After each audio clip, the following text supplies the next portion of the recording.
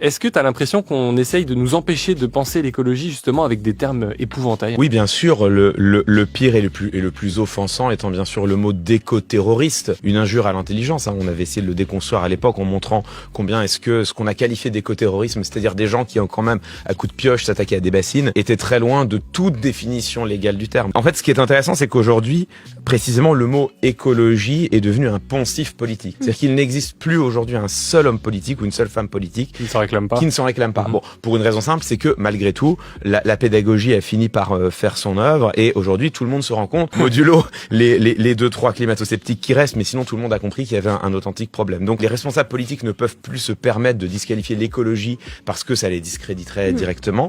Et donc ce qu'ils et elles ont fait, en tout cas une partie d'entre elles et d'entre eux, c'est de neutraliser l'enjeu écologique. Donc tout le monde se revendique de l'écologie, mais attention, on veut bien être écolo tant que l'écologie ne bouleverse rien, ne bouleverse aucunement nos structures, nos modes de vie, notre confort, nos modes de production, nos modes d'échange. Tant que l'écologie est totalement neutralisée, inutile et inefficace, là on veut bien être écologique. Et donc ça passe par en effet un tour de passe-passe rhétorique qui est ce qu'on appelle l'adjectivation, c'est-à-dire que tout le monde se dit écologiste, mais quelle écologie? Et c'est là que on a la fameuse écologie du quotidien qu'on oppose à l'écologie punitive. Il faut une écologie des solutions. Ouais, des solutions. Voilà. Moi, je suis du côté de l'écologie des solutions. Tout ça, en fait, ce sont des adjectivations pour créer des frontières absolument fallacieuses au sein du concept, en faisant mine de se revendiquer de l'écologie, alors que tout ce qu'on veut faire, c'est la neutraliser. Parce que le fait est que, quand on suit le discours des scientifiques sur la question, on voit bien que il va falloir faire des efforts considérables, que c'est bien notre mode de vie, nos modes de production, nos modes d'échange